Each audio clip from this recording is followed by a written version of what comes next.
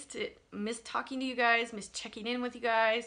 So today I am going to pop in with a monthly feelings and favorites kind of video. So yeah, I wanted to kind of do something a little different. Instead of just talking about all of my favorite stuff, I was gonna kind of talk about what January was like for me. And I'm like, the biggest thing for January is the population in my town literally freaking triples, quadruples. There's so many people here trying to get away from like snow and bad weather. I mean, like right now as I'm recording this video, I think it's 80 degrees and there's sunshine. And that's pretty much what we got every day during the winter time. But in the summertime, about May or so, it basically gets to about 120 degrees and you burst into flames if you go outside. So yeah, right now everybody's here. So that means that I've been extremely busy at work, working those really long shifts. It's tiring. I come home just like completely zonked out, you know, and so I have been trying to squeeze in those days where you get that rest and relaxation, wherever I can squeeze them in. A lot of Netflix and chill days where you come home and you sit on the couch and you're just like, that's it. I just want to eat and watch TV. I've been loving Stranger Things. I think everybody's been watching it. I'm waiting for more. I killed season 1. I killed season 2. Just last night, I literally went back and like after 2 months of not watching it or whatever, I went back and started season 1 all over again. It was like season 1, episode 1, even though I know what's gonna happen and everything, but I was just like, I miss it. I'm going back. So yeah, a lot of Netflix and chill, a lot of Stranger Things in there, and then it's also been very much a month of like cleaning and purging. I've been like going into like my closets and my drawers and just like my makeup drawer and just going through it and getting rid of things that are expired or old or whatever and just throwing it away. Things that I don't use, of just like donate to the Salvation Army or the Goodwill or give it to family and friends. I went through my daughter's toys, you know, like after Christmas her room was like exploding with toys, so I went through that and like donated some toys to friends and family. So I'm like, there's been a few like little household project things that I've been really busy with, you know, in January, and it's all kind of revolving around that whole like purge and clean out, get ready for the new year kind of thing. It feels like spring cleaning but early. And I'm like, I'm okay with this. Yeah, this house could use a little purging. It really could. I'm like, far too much stuff in here. And I think one of the other reasons why I've been purging a lot and cleaning is because my dad, who lives in California, might actually be moving down to Arizona. We're still kind of like talking about it and planning. And I'm like, I believe that in everybody's life, there comes that point in time where sometimes you gotta like step up and take care of your parents. And I think it's gotten to that point with my dad. He's the only parental unit I have that's still alive. And I just feel like he's so far away in California, and I'm like, I can't help him when he needs help. And I'm just like, you know what, Dad, it's to the point where you gotta come to Arizona. That's it, you know. I'm like, I want your, you know, your senior years to be like happy and love and, you know, just positive, because like right now where he's at, it's a very negative environment and I want to get him out of that. So that is a big thing that's gonna probably happen within a month or two. So my dad will be moving into my house and I will be entering that zone where the kid takes care of the parent kind of thing. And I'm like, my dad will help me out, I'll help my dad out. It's a good thing. It's a win-win situation. So I'm actually kind of excited because I really don't have any family in Arizona. So now I'll at least have my dad. So that is a big thing that is happening, and I think that's one of the reasons why it's triggered my whole like purging of the household and stuff like that, because you know, suddenly you're gonna have this extra person in your household, and I'm like, I've got to make room and space, stuff like that. So I'm like, that is a big thing. It is going on in my life. I figured I would share that as well. So it's definitely been one of those months where it's been very busy. I've been trying to rest and relax as much as I can, watching a lot of YouTube videos, lurking on Instagram, or hitting the Netflix. Yeah, lots of hot baths. And then, yeah, definitely purging, cleaning. It feels like, okay, new year, new, you know, new setup, new groove, that kind of thing. So, yeah. So, rolling on into my monthly favorites, because now you got the feels of the month. It's time for the favorites. So I guess the first thing I'm going to share is this guy. This is a planner that I got at Michael's. It's not, ooh, okay, yeah, don't flash there. We want to see that. It's not one of those fancy planners that everybody's got online right now, that they're all sharing their witchy planners and stuff like that. It's a basic little planner. I got this at Michael's. I think it cost me $15 or something. It was, you know, not that bad at all. And I'm like, it's actually really freaking cute.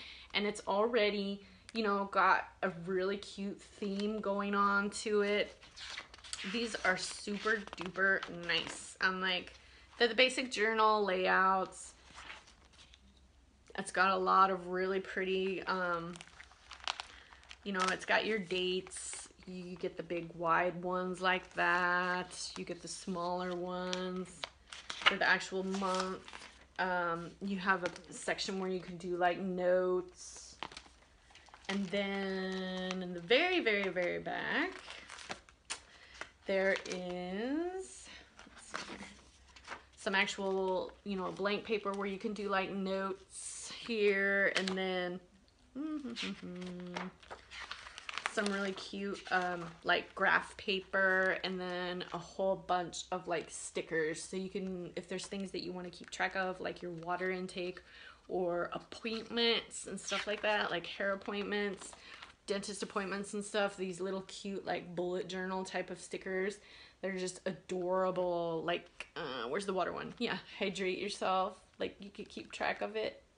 I'm like, this is, it's like, it's basically very user friendly and like so cute and already done for you. These are all stickers, you guys. So cute. And then these guys too, where you can do the weather, or maybe even use those as indications of your mood for that day. It's pretty cool. Trips, alarm clocks, pet appointments, little paw marks for pet appointments even. I'm like, it's too cute. And then the very last few pages, there's a folder so you could keep like important paper, maybe like tax documents. And then there's even a clear piece back here where you could stick like really important things that you don't want to have fly out on you. And then this is plastic, so you could use one of those markers that you can wash off and put like your own little message there, you know, and customize it. And I'm like, that's the same up front as well. And I'm like, yes, of course, I picked the one that has a bunch of cactuses on it, and it has that pretty like Arizona sunset color palette.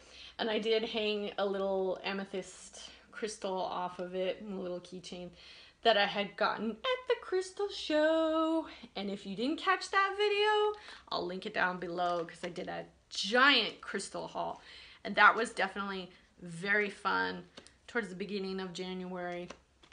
I saved up a lot of money. Well, it wasn't a lot of money, because the show that I go to, they have the most amazing prices too. So it was fun, super fun.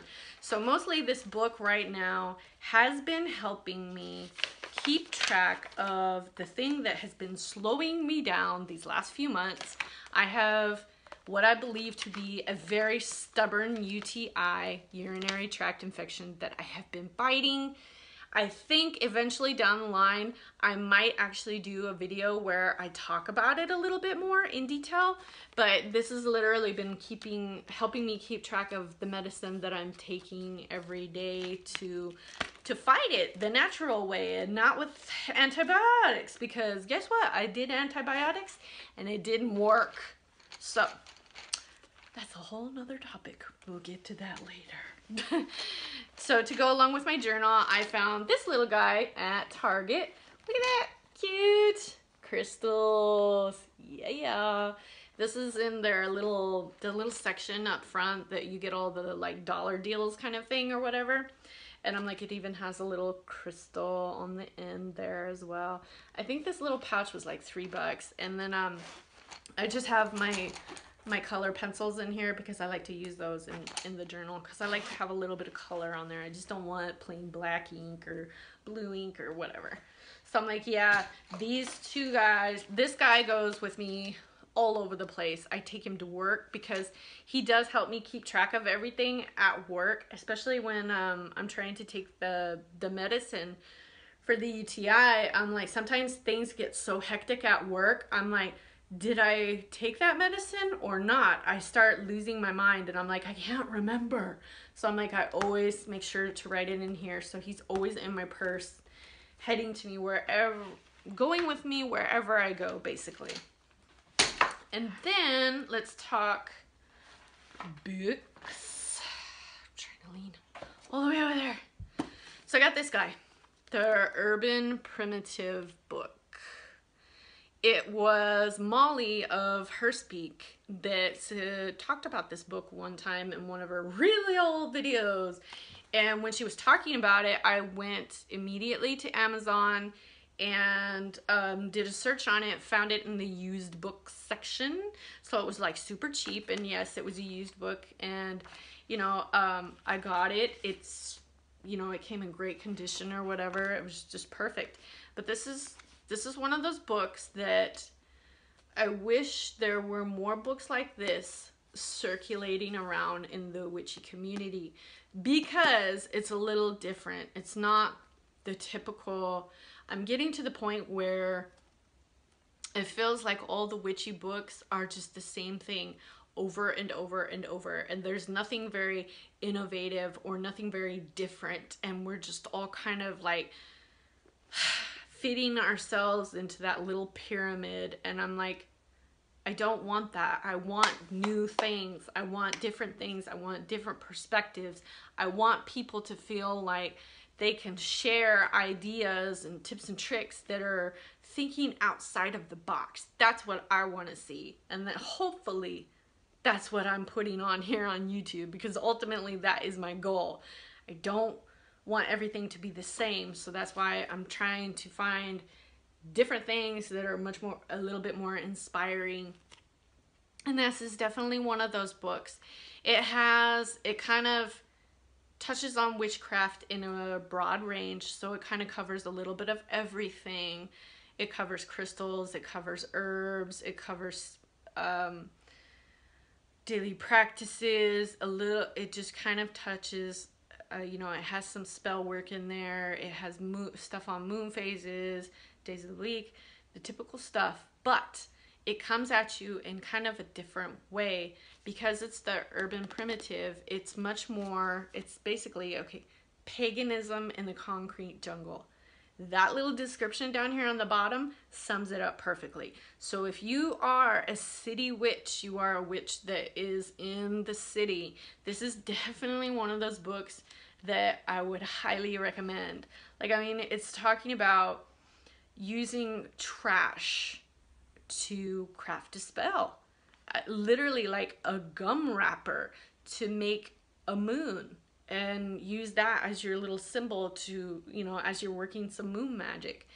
To use glass bottles and just everything. To use weeds in your practice, you know. And I'm like, okay, come on. Half of the herbs that we do use are almost considered weeds, practically, you know. It even does talk about a little bit about deities, but it spins it and it gives you more of an urban kind of stereotype or archetype kind of thing. That's what I want to say. And I mean, not that I work with deities very much, but it was definitely a different perspective, and it made you really kind of like stop and think, you know. And one of the sections that I really enjoyed reading was the animal spirit section where you're talking about your totem animals and stuff like that. And all of the animals are critters that you find, you know, in cities quite commonly, like the rat. I'm like, literally, it's really cool. It's a different approach, and it makes you really think about, you know, critters that you probably wouldn't even think about at all, you know, like, because we all kind of typically get the same totem animals you see over and over. I'm like, this one is talking about the cockroach here as a totem animal. The mouse, even the raccoon, you know, the robin, the crow, the seagull, the squirrel. I'm like, there are all these animals that you typically see in like the cities. And I'm like, it talks about cat, and then it gives you, you know, the domesticated cat, and then it gives you the feral cat. So I'm like, yeah, it even has pigeon on here as a totem animal. Look at that.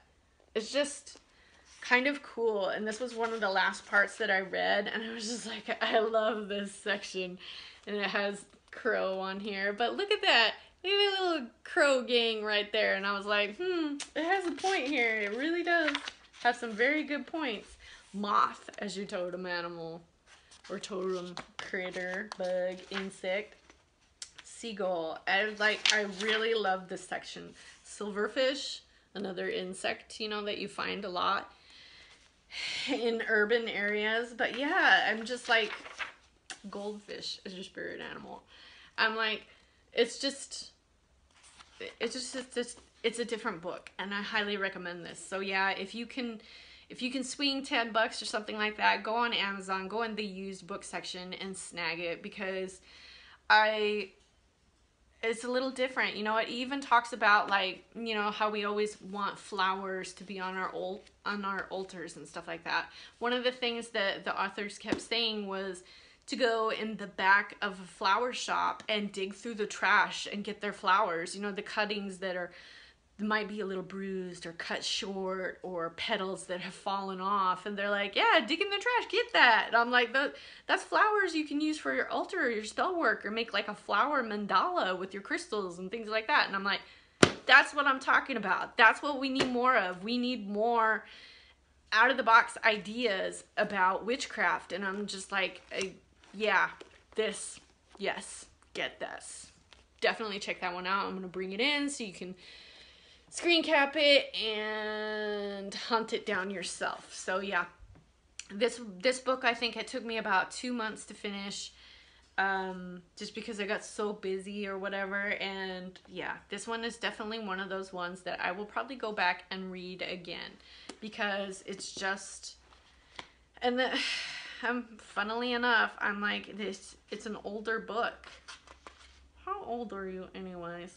And it is a Llewellyn, but it's a 2002. Yeah. So yeah, this one was actually kind of cool. Definitely, I like that one. So the next thing, moving right along, crystals. My Septarium crystal. This guy, well, I used him since I was going through the UTI and everything.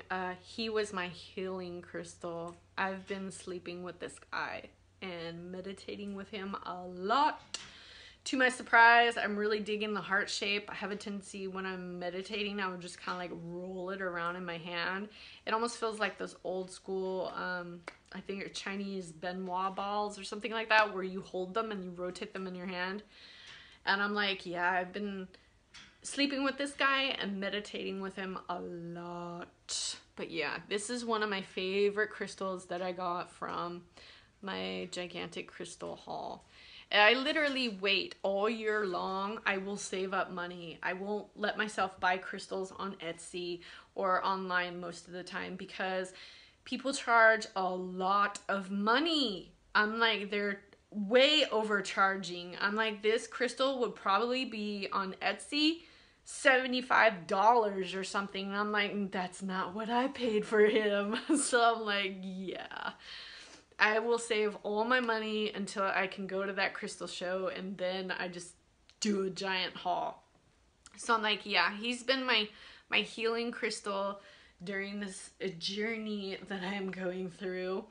Also, I've been grabbing my blue calcite. Is also one of the crystals that I got on the haul as well. And I just, when I hold this, it feels very calming and very soothing. It's my color palette for sure.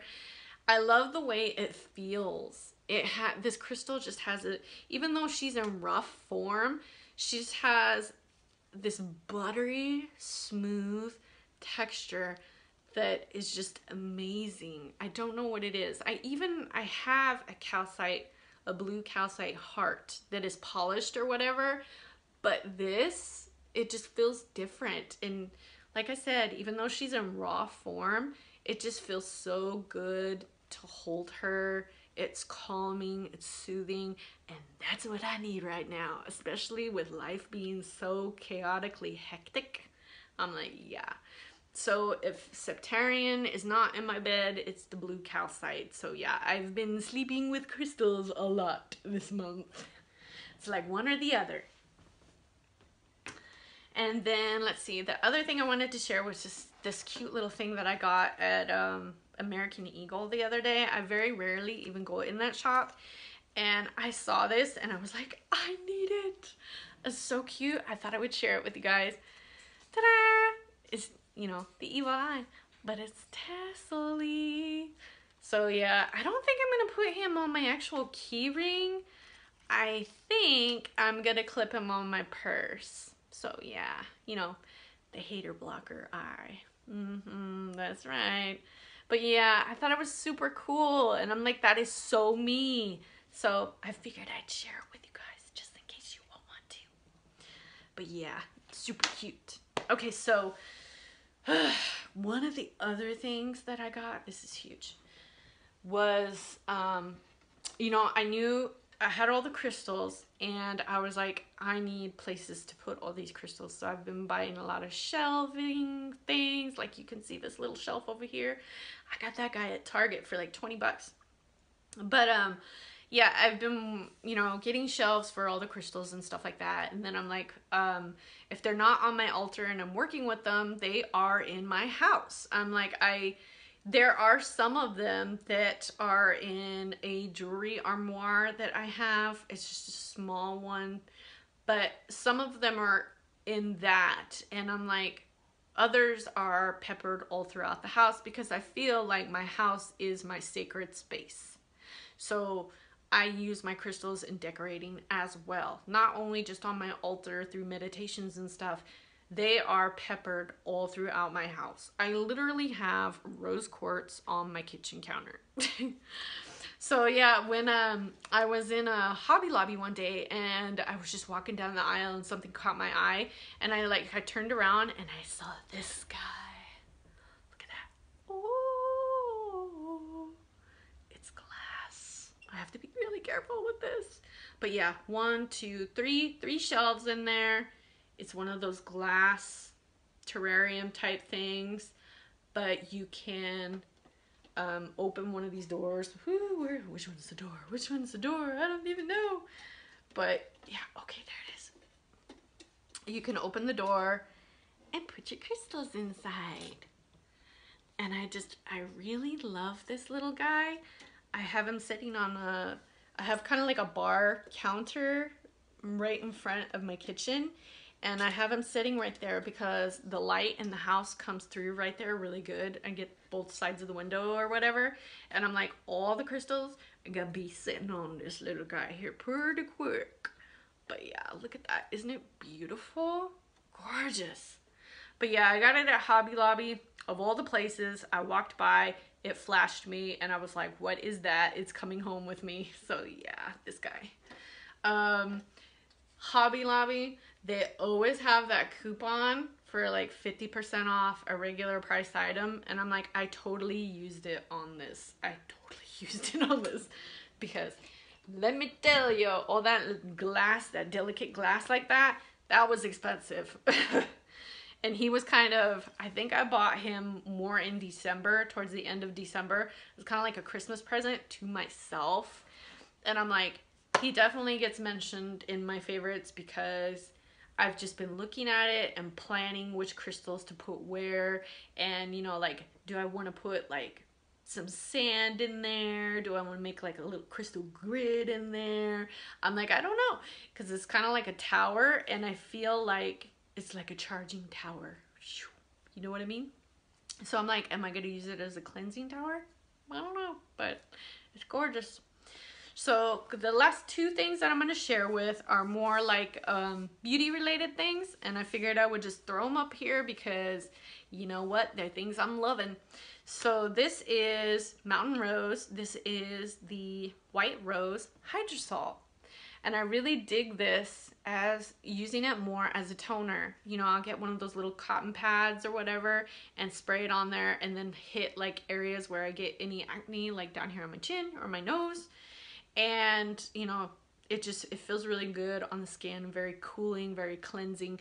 It has a very light rose scent, so it's not overwhelmingly old lady rose smell, you know what I mean? So yeah, and then sometimes, you know, after I've done my makeup or whatever, I'll just hit myself and just use it almost as like a perfume or a setting spray, especially when you want it to be more dewy kind of finish. You don't want that like matted out dryness, which happens a lot during the winter time here. I don't know, we're all inside and we're using the heater, you know, at night when it's cool. And I just feel like Arizona just sucks the moisture right out of you. So anything that you can use to get a little extra moisturizing, get on it. So yeah, this is Mountain Rose, the Hydrosols. I'm actually, once I got this one, it's made me very curious. Like, I want to try other ones that they have too and see what they're all about as well. So yeah, I got him. And then one of the last things I'm going to share is this. Dun, dun, dun. Don't glare, don't glare.